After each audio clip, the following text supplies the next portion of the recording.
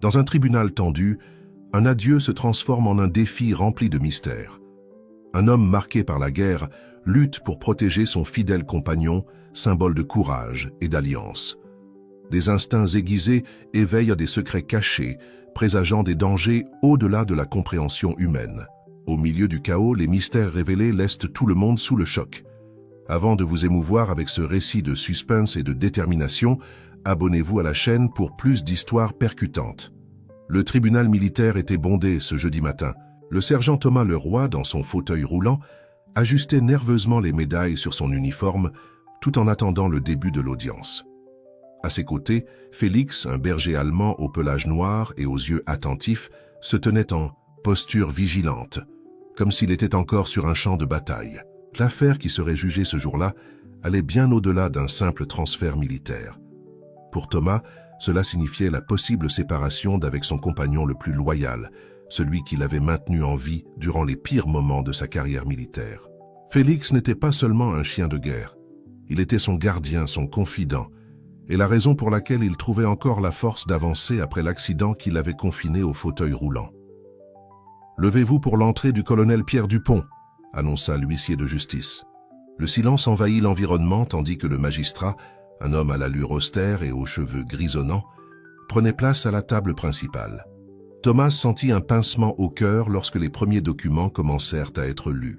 Les mots résonnaient comme des sentences impitoyables, considérant le temps de service rendu, propriété de l'État, nécessité de réaffectation. Chaque phrase était un coup de poignard dans son cœur. C'est alors que quelque chose d'inhabituel se produisit. Félix, jusqu'alors bien élevé, commença à aboyer intensément et de façon directionnelle. Ses yeux se fixèrent sur un point précis du tribunal, près de l'entrée latérale. Le comportement de l'animal attira l'attention de tous les présents, y compris du colonel Dupont, qui interrompit la lecture des documents. « Contrôlez votre chien, sergent », ordonna le colonel. Mais il y avait quelque chose de différent dans l'air. Félix n'agissait pas ainsi sans raison. Thomas connaissait bien ce comportement. C'était le même qui avait sauvé sa vie et celle de toute son unité à plusieurs reprises lors des missions. Des ombres du couloir latéral émergea une silhouette que Thomas n'espérait jamais revoir. Vêtu d'un manteau sombre et portant une petite mallette, l'homme traversa le tribunal d'un pas assuré. C'était le docteur Klaus Weber, le scientifique allemand qui avait entraîné Félix et d'autres chiens du programme militaire spécial des années auparavant. « Je vous prie de m'excuser pour cette interruption, Excellence », dit Weber avec son accent caractéristique, « mais je dois faire une intervention urgente dans cette affaire. » Ses yeux rencontrèrent ceux de Thomas, et un frisson parcourut l'échine de l'ex-soldat. Cette rencontre ne semblait pas être une coïncidence. Le colonel Dupont, visiblement contrarié par l'interruption, demanda « Et vous êtes ?» Dr Klaus Weber, développeur du programme canin d'élite des forces spéciales, et j'ai des informations cruciales sur le chien en question qui pourraient complètement changer le cours de cette audience. Un brouhaha s'empara du tribunal. Thomas observait attentivement pendant que Weber ouvrait sa mallette et en retirait un dossier ancien, jauni par le temps. Félix restait agité, ses aboiements maintenant remplacés par un grognement bas et constant. « Ce chien, poursuivit Weber, n'est pas seulement un animal entraîné pour le combat. Il fait partie d'un programme expérimental qui va bien au-delà de ce que quiconque dans cette salle peut imaginer. » Thomas sentit son cœur s'accélérer. Durant toutes ces années de partenariat avec Félix, il avait toujours soupçonné qu'il y avait quelque chose de différent chez son compagnon. La façon dont le chien percevait le danger, comment il communiquait, comment il comprenait des situations complexes. Maintenant, les pièces commençaient à s'emboîter. Weber s'approcha de Thomas et Félix, ignorant les protestations des officiers de sécurité. Le chien intensifia son grognement, se plaçant entre le scientifique et son partenaire humain. « Je vois qu'il se souvient encore de moi », commenta Weber avec un sourire énigmatique. « Et je vois également que le lien entre vous est exactement ce que j'espérais voir se développer. » Le colonel Dupont frappa avec son marteau, exigeant l'ordre dans la salle. « Docteur Weber, si vous avez quelque chose de pertinent à présenter, faites-le de manière appropriée. »« Avec tout le respect, Excellence, » répondit Weber, « ce que j'ai à révéler va bien au-delà des documents et protocoles militaires. Nous parlons d'un projet qui a commencé il y a 2 décennies dans les montagnes de Bavière et qui pourrait complètement changer notre compréhension de l'intelligence animale et de la connexion entre l'homme et le chien. Thomas regarda Félix qui gardait les yeux fixés sur Weber. À ce moment-là, toutes les questions qu'il avait gardées pendant des années au sujet de son partenaire canin semblaient sur le point de trouver réponse. Mais quelque chose dans le ton de voix du scientifique allemand et dans la réaction de Félix le rendait anxieux. Le tribunal, qui quelques minutes auparavant semblait n'être qu'une bataille bureaucratique pour la garde d'un chien militaire, se transformait en scène de révélation que personne n'était préparé à entendre. Et Thomas, dans son fauteuil roulant, tenait fermement la laisse de Félix, sachant que ce n'était que le début d'une histoire bien plus grande qu'il ne pouvait l'imaginer. Le silence qui suivit les paroles du docteur Weber était presque palpable.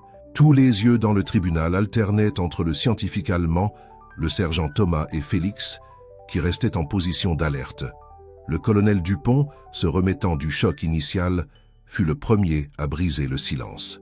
« Docteur Weber, vous avez exactement 5 minutes pour expliquer la pertinence de ces informations pour l'affaire en question. Sinon, je serai obligé de demander votre retrait de la salle. » Weber acquiesça, une lueur énigmatique dans les yeux. Tout a commencé en 2005 dans les installations secrètes de Berchtesgaden, dans les Alpes bavaroises. Notre objectif était de créer une nouvelle génération de chiens militaires, capables non seulement de détecter des menaces, mais de les comprendre et de les communiquer de manière plus efficace. Thomas sentit un frisson parcourir son échine. Il se souvenait vaguement de rumeurs concernant un programme ultra secret impliquant des chiens, mais il avait toujours pensé qu'il s'agissait simplement d'histoires de caserne. Weber continua « Nous avons utilisé des techniques avancées de génie génétique et d'entraînement cognitif. Le résultat fut une lignée de chiens avec des capacités qui frôlent le surnaturel. Félix, il pointa vers l'animal à côté de Thomas, est l'un des derniers spécimens de ce programme. » Un murmure d'incrédulité parcourut la salle. Thomas regarda Félix qui gardait les yeux fixés sur Weber comme s'il comprenait chaque mot. « Je parle d'animaux capables de prévoir des événements futurs, ça de détecter des mensonges, simplement par la variation dans la voix humaine, et même d'établir une forme rudimentaire de communication télépathique avec leurs partenaires humains, » expliqua Weber, sa voix chargée de fierté et d'une pointe d'appréhension. Le colonel Dupont interrompit « Docteur Weber, cela ressemble à de la science-fiction. Avez-vous des preuves concrètes de ces affirmations ?» Weber sourit, sortant un petit appareil de sa mallette. « En fait, j'en ai. Cet appareil est capable de mesurer les ondes cérébrales émises par Félix. Avec votre permission, j'aimerais faire une démonstration. » Avant que le colonel ne puisse répondre, Félix commença à aboyer furieusement, sautant devant Thomas comme s'il voulait le protéger. Le chaos s'installa dans la salle, avec des officiers de sécurité qui avançaient et des gens qui criaient. « Écartez-vous !» cria Thomas, sa voix s'élevant au-dessus du tumulte. « Il essaie de nous dire quelque chose. » À ce moment, un tremblement secoua le bâtiment. Les lumières clignotèrent et le son de verre brisé résonna dans les couloirs. Félix continuait d'aboyer, pointant maintenant du museau vers la sortie de secours. « Évacuez le bâtiment !» ordonna le colonel Dupont, sa voix autoritaire coupant la panique générale.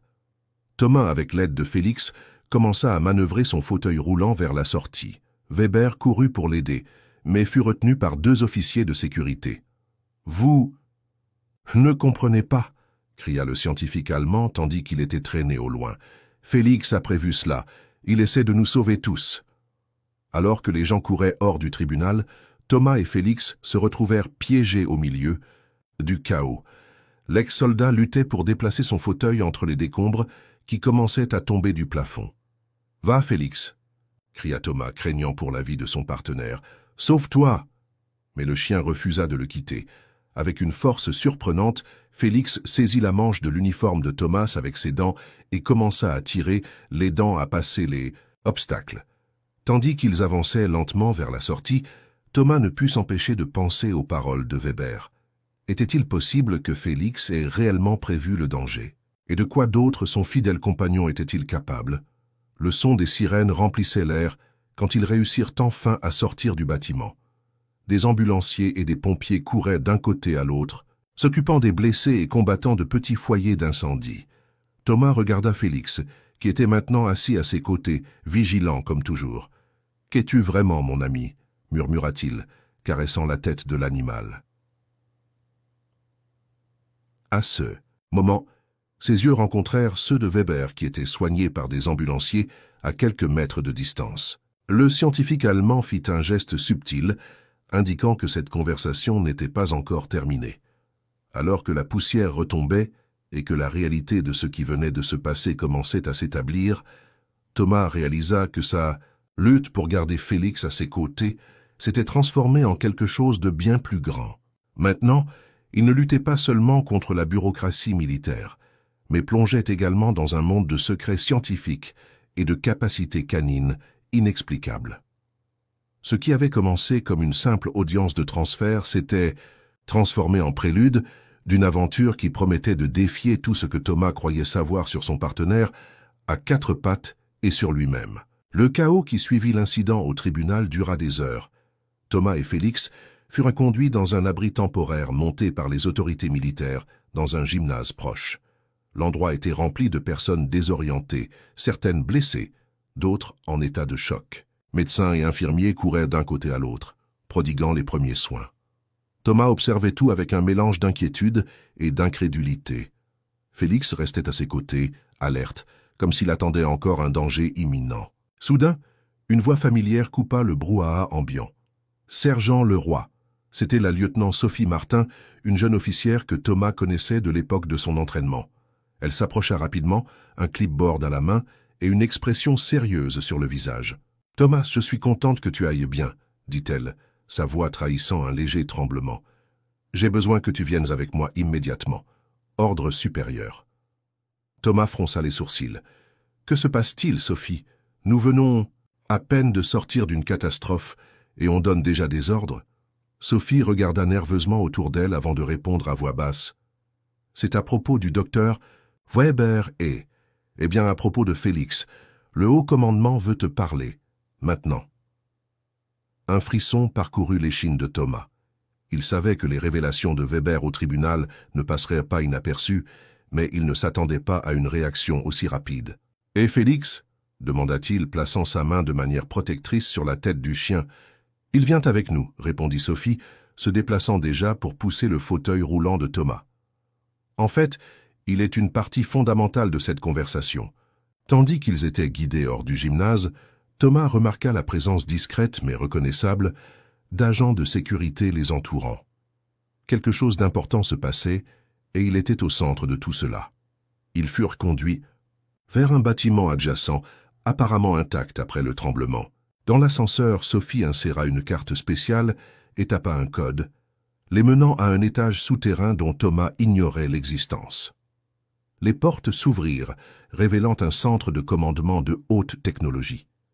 D'énormes écrans affichaient des cartes, des graphiques et des flux vidéo en direct. Au centre de la salle, autour d'une table holographique, étaient réunies certaines des plus hautes autorités militaires du pays. Sergent Leroy, salua le général Antoine Moreau, un homme d'âge moyen aux yeux pénétrants. Bienvenue au Centre d'opérations spéciales canines, ou COSC, un lieu qui, jusqu'à il y a quelques heures, ne devait pas être connu de vous. Thomas sentit Félix se raidir à ses côtés. Le chien semblait reconnaître l'endroit, ou du moins sentir son importance. « Général, avec tout le respect que... »« Je vous dois, que se passe-t-il ici ?» demanda Thomas, sa voix ferme malgré la confusion intérieure. Le général Moreau fit un geste et les écrans alentour changèrent, montrant des images d'installations militaires, de laboratoires et de chiens, des dizaines de chiens à différents stades d'entraînement. « Sergent, ce que vous avez vu et entendu aujourd'hui au tribunal n'est que la pointe de l'iceberg, » commença le général. « Le projet Sentinelle, dont Félix fait partie, est le programme militaire le plus avancé et le plus secret jamais développé sur le sol français. » Thomas regarda Félix, qui gardait les yeux fixés sur les écrans, comme s'il analysait les informations. Mais, Thomas hésita, je pensais que Félix faisait partie d'un programme allemand, le docteur Weber. Le docteur Weber, interrompit une voix familière, n'a pas dit toute la vérité. Tous se tournèrent pour voir Klaus Weber lui-même entrer dans la salle, escorté par deux officiers. Il semblait fatigué, mais ses yeux brillaient d'une intensité presque fébrile. Le programme a commencé en Allemagne, oui, continua Weber, mais il a été rapidement internationalisé. France, États-Unis, Israël, plusieurs pays y ont participé, chacun apportant une expertise unique. Le général Moreau acquiesça. La France s'est distinguée dans le domaine de la communication homme-chien. Et Félix? Eh bien, Félix est notre plus grand succès jusqu'à présent. Thomas sentait sa tête tourner avec toutes ces informations. Mais pourquoi me dire tout? Cela maintenant. Pourquoi tout ce secret et soudain cette ouverture? C'est alors que l'un des écrans changea, montrant des images satellites d'une région montagneuse. Parce que, dit le général sa voix grave, nous croyons que le tremblement d'aujourd'hui n'était pas un accident, et Félix pourrait être notre seul espoir d'empêcher la prochaine attaque. À ce moment, Félix émit un gémissement bas, presque comme s'il confirmait les paroles du général. Thomas regarda son partenaire canin, réalisant qu'il était sur le point de plonger dans des eaux bien plus profondes et dangereuses qu'il ne l'avait jamais imaginé. « Qu'est-ce que vous voulez exactement que nous fassions ?» demanda Thomas, sa voix mélangeant détermination et appréhension. Le général échangea des regards avec Weber avant de répondre. « Nous voulons que toi et Félix dirigiez une mission. Une mission pour sauver non seulement le pays, mais potentiellement le monde entier. » Les mots flottèrent dans l'air, lourds et chargés de signification. Thomas sentit le poids de la responsabilité tomber sur ses épaules. Il regarda Félix, cherchant une sorte de confirmation, de sécurité.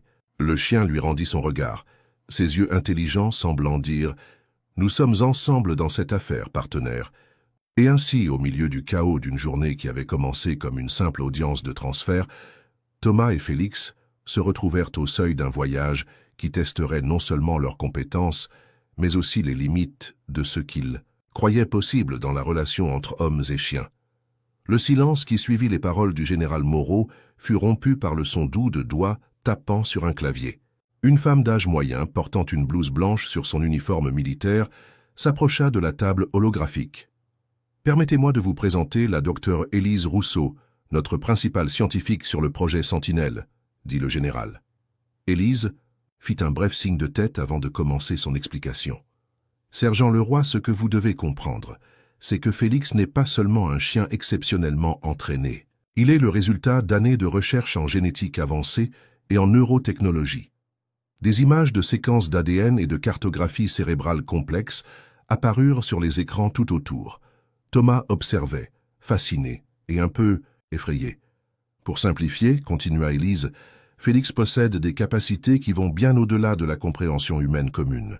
Il peut détecter des altérations sismiques imperceptibles, prévoir des modèles climatiques et, plus important encore, établir une connexion neurale avec son partenaire humain.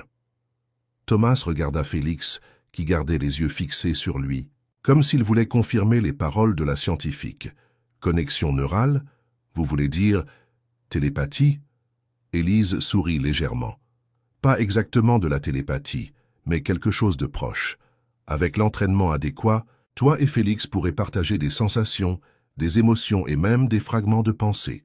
Le docteur Weber intervint. C'est pourquoi le lien entre vous est si crucial. Félix n'est pas un outil que n'importe qui peut utiliser. Il a besoin de quelqu'un avec qui il a un lien profond. Thomas sentit le poids de la responsabilité s'alourdir. Encore davantage. Et quelle est exactement la mission pour laquelle vous nous voulez? Le général Moreau toucha la table holographique, faisant apparaître une carte tridimensionnelle d'une région montagneuse. Ces derniers mois, nous avons détecté des activités sismiques anormales dans cette zone.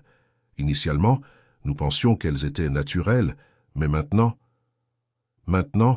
nous croyons que quelqu'un manipule les plaques tectoniques, compléta Élise. Si nos soupçons sont corrects, ils ont le pouvoir de provoquer des tremblements de terre dévastateurs n'importe où dans le monde. Thomas sentit un frisson parcourir son échine. Et comment Félix et moi pouvons-nous aider? Félix peut détecter ces anomalies sismiques avant qu'elles ne deviennent dangereuses, expliqua Weber. Et avec votre connexion, vous pourrez interpréter et communiquer ces informations en temps réel. Mais je suis dans un fauteuil roulant, fit remarquer Thomas, la frustration évidente dans sa voix. Comment puis-je diriger une mission sur le terrain? C'est alors que Sophie, qui était restée silencieuse jusque-là, fit un pas en avant. C'est là que j'interviens, Thomas. J'ai été désigné pour être tes yeux et tes jambes sur le terrain. Nous travaillerons en équipe, toi, moi et Félix. Le général acquiesça. Vous trois, avec une petite équipe de soutien, serez infiltrés dans la région. Votre mission est de localiser la source de ces anomalies et, si possible, de la neutraliser. Thomas regarda Félix, puis Sophie, et enfin revint vers les officiers et les scientifiques autour de la table.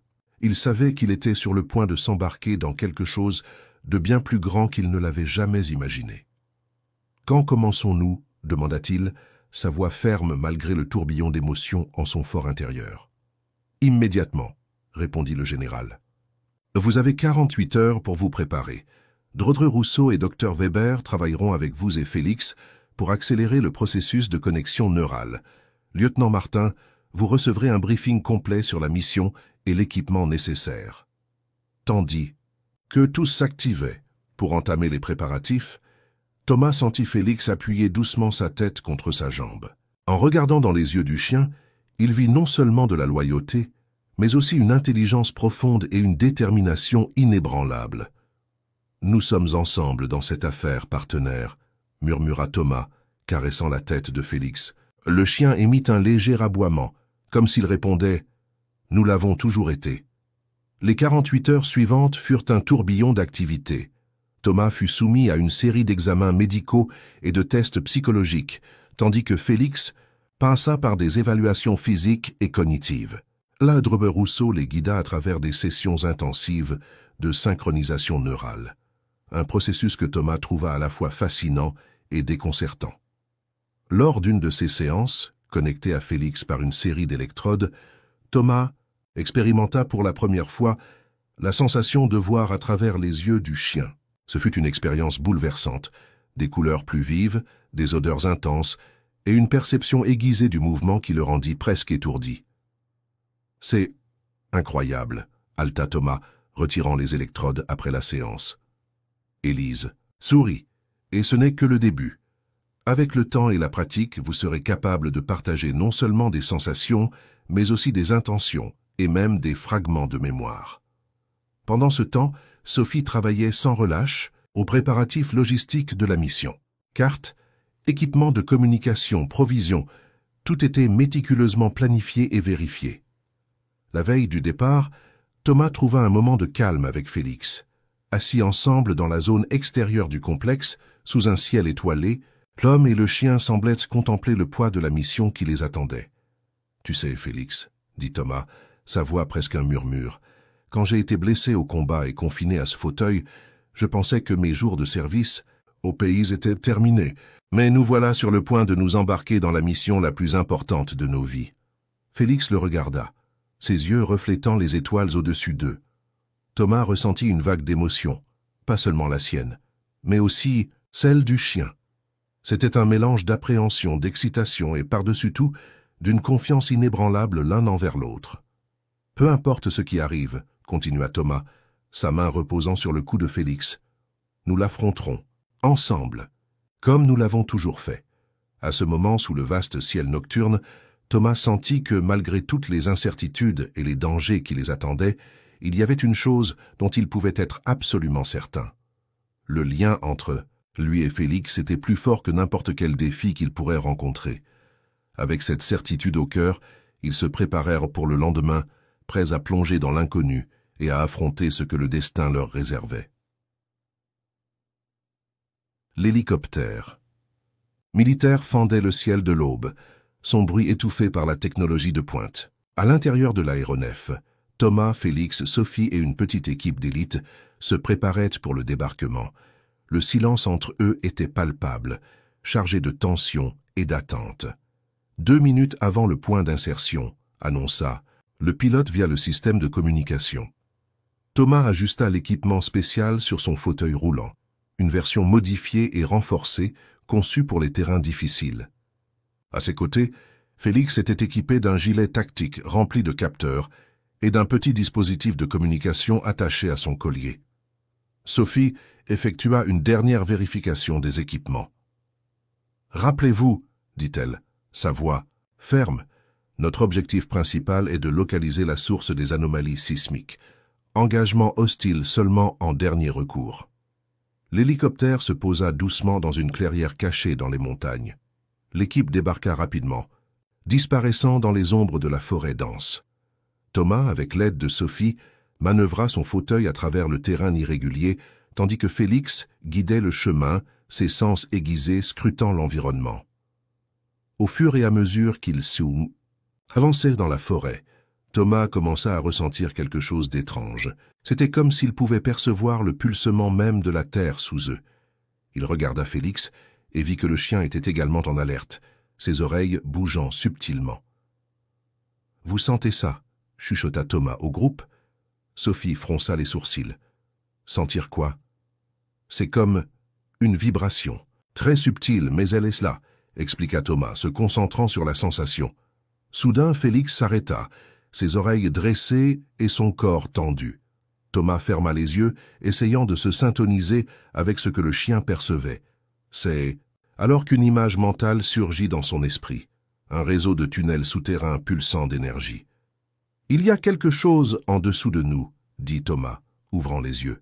« Une énorme structure souterraine. » Sophie consulta rapidement un dispositif à son poignet. Les capteurs ne détectent rien au-delà de la formation rocheuse naturelle. « Faites-moi confiance, » insista Thomas. Félix voit, non, sans cela, et d'une certaine façon, je le peux aussi.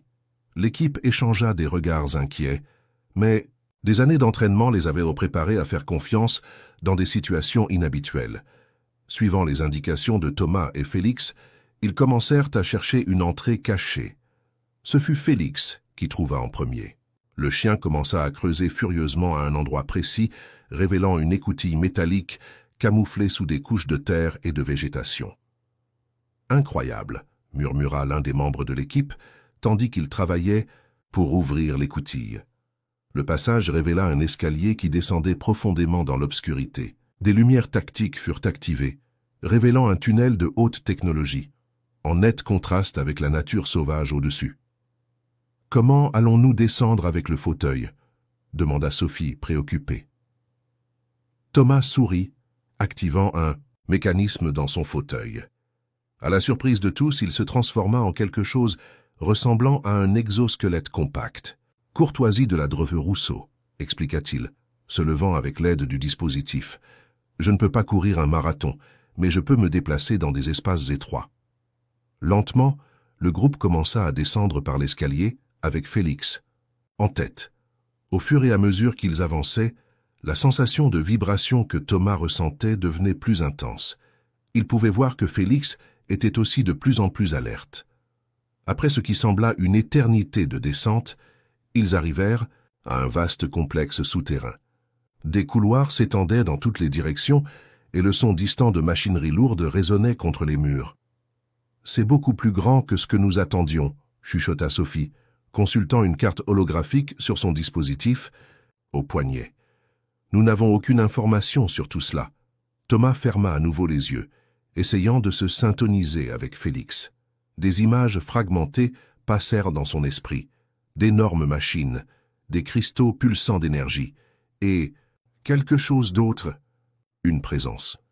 Quelqu'un ou quelque chose qui semblait contrôler tout cela. « Par là », indiqua Thomas, pointant vers l'un des couloirs. « La source d'énergie est dans cette direction. » Tandis que le groupe avançait prudemment, la tension était palpable. Chaque coin, chaque porte fermée pouvait cacher une menace inconnue. Félix restait collé à Thomas, ses sens en alerte maximale. Soudain, une alarme résonna dans tout le complexe. Des lumières rouges commencèrent à clignoter et le son de portes de sécurité se fermant réverbéra dans les couloirs. « Nous avons été détectés !» cria l'un des membres de l'équipe. À ce moment, des panneaux dans les murs s'ouvrirent, révélant des robots de sécurité avancés.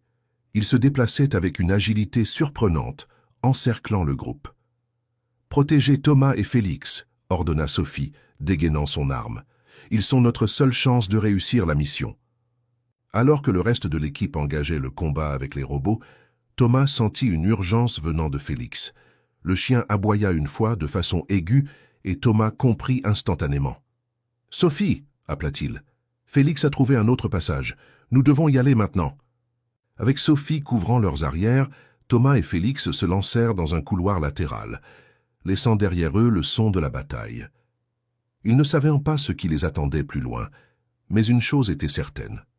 Ils étaient sur le point de découvrir le cœur de ce mystère souterrain, et peut-être, avec cela, le destin du monde au-dessus. Thomas, Félix et Sophie avancèrent rapidement dans le couloir étroit, le son lointain de la bataille résonnant derrière eux. L'exosquelette de Thomas bourdonnait doucement, tandis qu'il se déplaçait, s'adaptant au terrain irrégulier. « Tu es sûr que c'est par ici ?» demanda Sophie, sa voix tendue, alors qu'elle vérifiait constamment qu'il n'était pas suivi. Thomas acquiesça, se concentrant sur la connexion mentale avec Félix.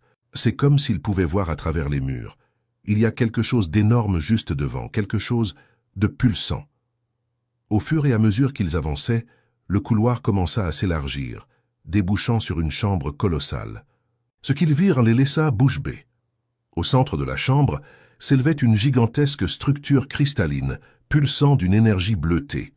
Autour d'elle, des dizaines de scientifiques et de techniciens travaillaient frénétiquement, sur des consoles avancées. « Mon Dieu !» murmura Sophie. « Qu'est-ce que c'est ?» Avant qu'ils ne puissent assimiler la scène, une voix familière résonna dans la chambre. « Ah, sergent Leroy, je vois que vous nous avez finalement rejoints. » Thomas se retourna, choqué de reconnaître la figure qui émergeait des ombres. « Docteur Weber, mais comment ?» Le scientifique allemand sourit, mais il n'y avait pas de chaleur dans ses yeux. « Avez-vous vraiment cru que je révélerais tout au tribunal ? Ce n'était que le début, mon cher Thomas. » Félix commença à grogner, son poil hérissé. Thomas pouvait sentir la méfiance et la colère émanant du chien. « Que se passe-t-il ici, Weber ?» exigea Thomas, sa main allant instinctivement vers l'arme à son holster. Weber fit un geste large, englobant toute la chambre. « Ceci, mes amis, est l'avenir de l'humanité. Un dispositif capable de contrôler les mouvements tectoniques de la Terre. » Sophie fit un pas en avant, son arme pointée vers Weber. « Vous êtes fou, cela pourrait causer une destruction à l'échelle mondiale. »« Où ?» répondit Weber calmement.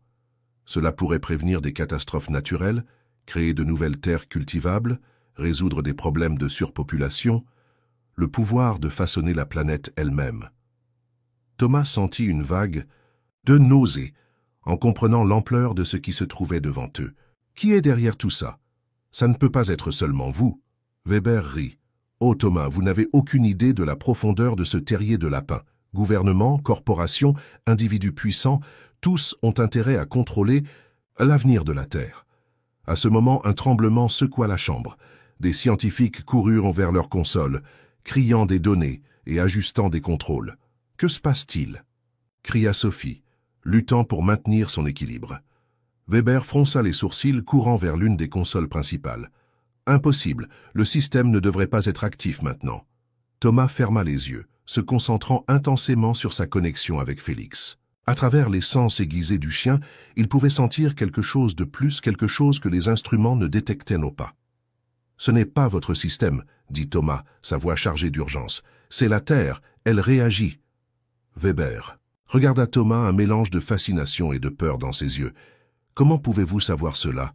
« Félix, » répondit simplement Thomas. « Il peut le sentir, et à travers lui, moi aussi. » Un autre tremblement, plus fort cette fois, secoua la structure. Des fissures commencèrent à se former dans les murs de la chambre. « Nous devons tout éteindre !» cria Sophie. « Maintenant !» Weber hésita, regardant le cristal pulsant, puis ses années de travail sur le point de s'effondrer. « Je ne peux pas simplement. » Thomas avança, saisissant Weber par le col. « Écoutez, docteur, quoi que vous pensiez faire, ça a mal tourné. Si nous n'éteignons pas tout maintenant, nous mourrons tous ici en bas. » Le regard de Weber rencontra celui de Félix, qui le fixait avec une intensité presque surnaturelle. À ce moment, le scientifique sembla comprendre quelque chose qui allait au-delà de sa science et de son ambition. « Très bien, » céda finalement Weber. « Je vais initier le protocole d'arrêt. » Tandis que Weber et son équipe travaillaient frénétiquement. Pour désactiver le dispositif, Thomas, Sophie et Félix se déplacèrent dans la chambre, aidant à l'évacuation des scientifiques et des techniciens.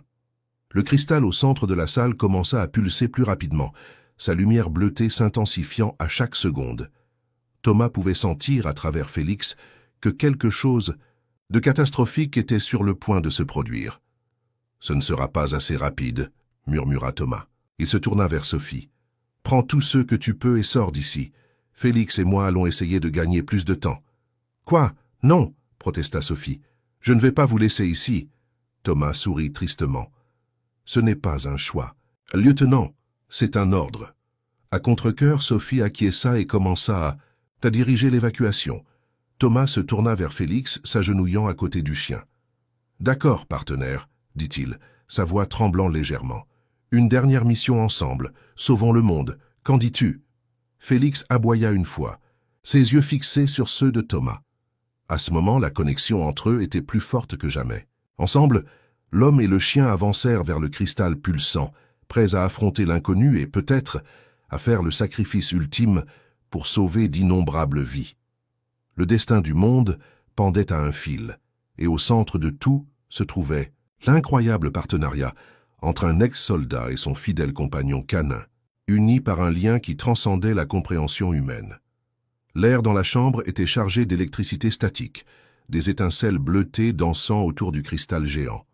Thomas et Félix s'approchèrent prudemment, leur corps tendus, par l'énergie palpable qui émanait de la structure. « Que faisons-nous maintenant » murmura Thomas, plus pour lui-même que pour Félix. Comme en réponse, Félix aboya doucement et posa son museau sur la main de Thomas. Instantanément, une vague de sensations et d'images inonda l'esprit de l'ex-soldat. C'était comme s'il pouvait voir le flux d'énergie à l'intérieur du cristal, les courants sismiques circulant à travers la croûte terrestre, tout interconnecté dans une toile complexe. « C'est incroyable, » dit Weber, qui était resté en arrière, les observant, avec fascination. « Votre connexion, c'est exactement ce que nous essayons d'atteindre avec notre technologie, une harmonie parfaite avec les rythmes de la Terre. » Thomas l'entendait à peine, concentré sur le torrent d'informations qui coulait à travers sa connexion avec Félix. « Le cristal, dit-il lentement, ne cause pas les tremblements. Il essaie de les stabiliser. » Weber cligna des yeux, surpris. « Mais comment ?»« Votre dispositif, expliqua Thomas, les mots lui venant comme s'ils étaient dictés par une source externe, est en résonance avec les fréquences naturelles de la Terre. Mais quelque chose ne va pas.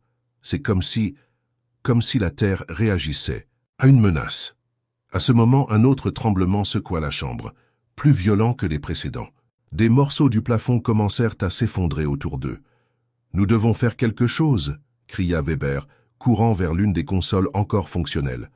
Thomas ferma les yeux, se laissant guider entièrement par sa connexion. Avec Félix, à travers les sens du chien, il pouvait percevoir quelque chose que les instruments ne captaient pas. Un point de déséquilibre, comme un nœud dans une corde vibrante. « Là !» s'exclama Thomas, pointant vers un secteur spécifique du cristal. « C'est ce point qui cause le désalignement. » Weber tapa frénétiquement sur sa console. « Je le vois, il y a une anomalie énergétique dans ce secteur. Mais je ne peux pas la corriger à distance. » Thomas regarda Félix, une compréhension silencieuse passant entre eux. « Nous pouvons le faire, » dit-il calmement. « Quoi ? Comment ?» demanda Weber, incrédule.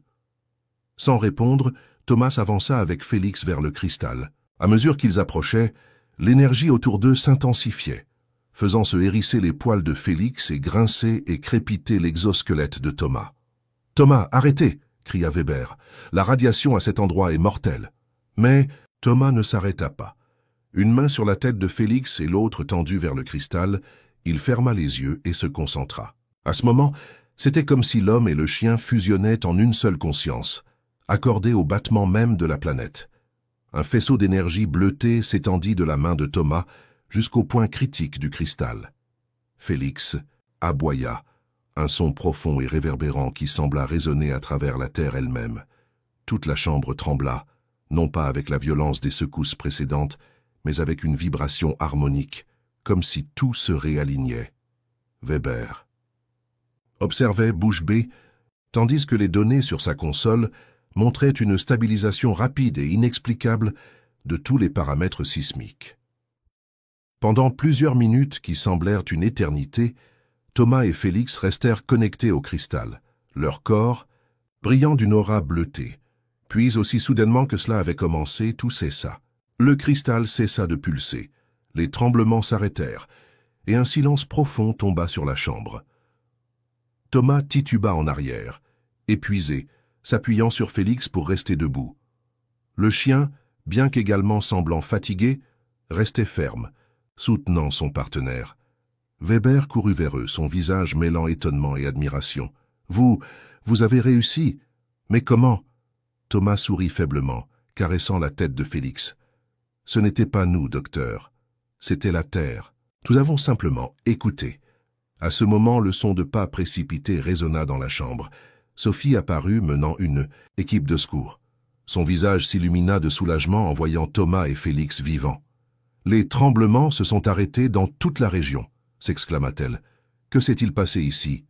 Thomas échangea un regard complice avec Félix avant de répondre. « Disons que nous avons appris une leçon importante sur le travail avec la nature, pas contre elle. » Tandis que l'équipe de secours commençait à sécuriser la zone et à s'occuper des blessés, Thomas s'agenouilla à côté de Félix, serrant le chien fort contre lui.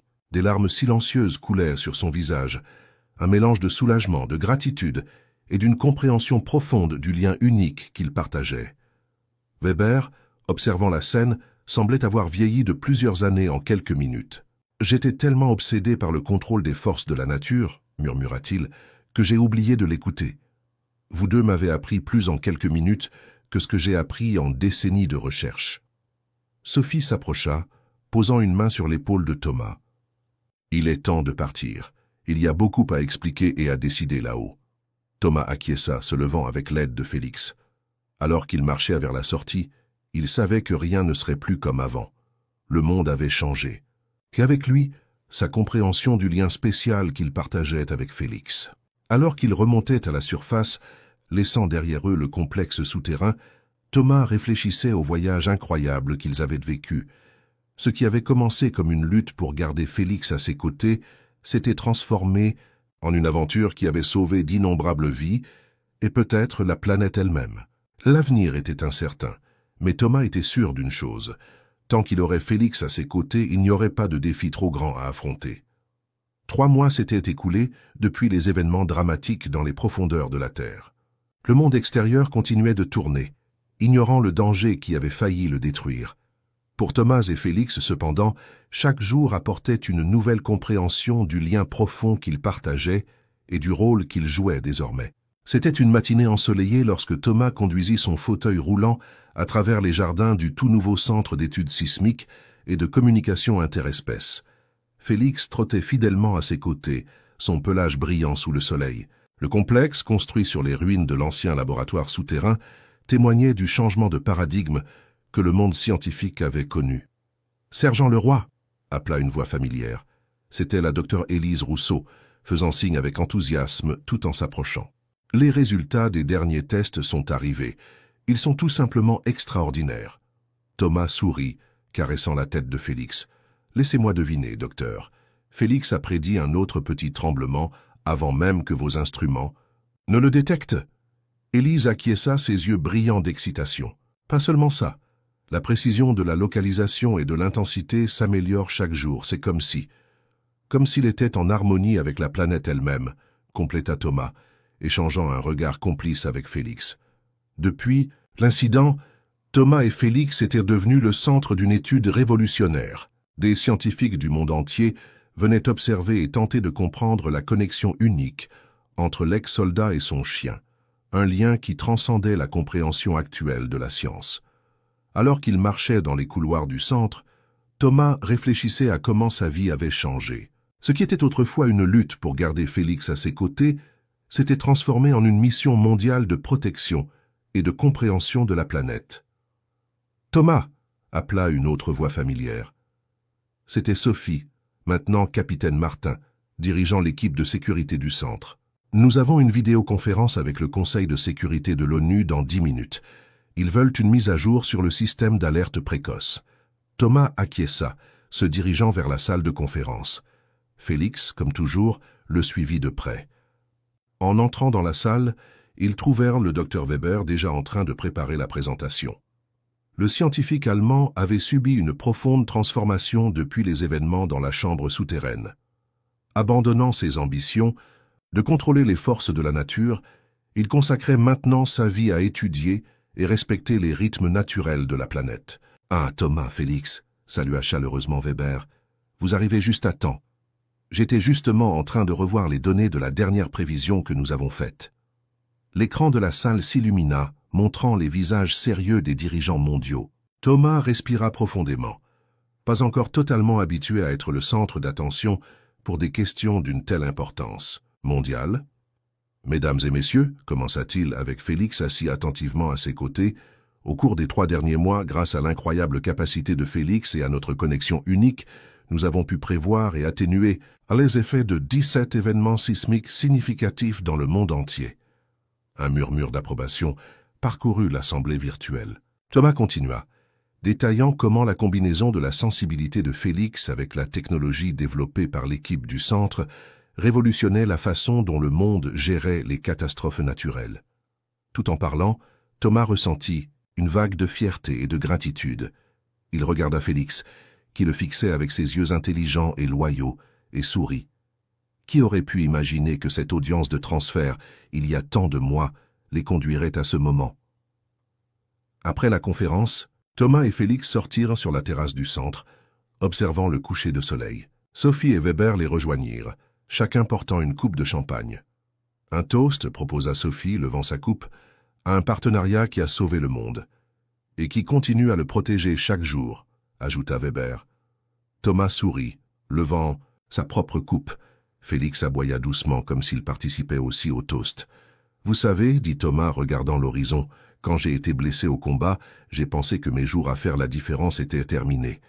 Mais Félix m'a montré qu'il y a toujours un nouveau but, une nouvelle mission. » Il se baissa, serrant fort le chien dans ses bras. « Merci, partenaire, murmura-t-il, pour tout. » Alors que le soleil descendait à l'horizon, peignant le ciel de teintes, orange et rose, Thomas réfléchissait au voyage incroyable qu'ils avaient parcouru.